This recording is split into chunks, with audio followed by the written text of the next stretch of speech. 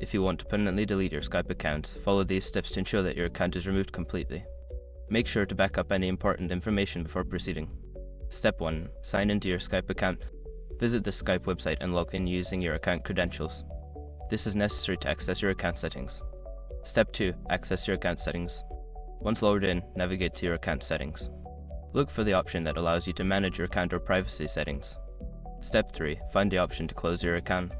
In the account settings, locate the section related to closing or deleting your account. This may be labeled as close your account or something similar. Step 4. Follow the prompts to close your account. Click on the option to close your account and follow the on-screen instructions. You may need to verify your identity and confirm that you want to proceed with the deletion. Step 5. Confirm account deletion.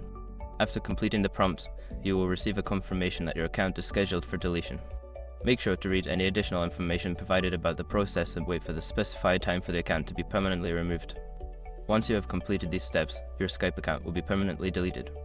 Remember that this action cannot be undone, so ensure you are ready to lose all associated data.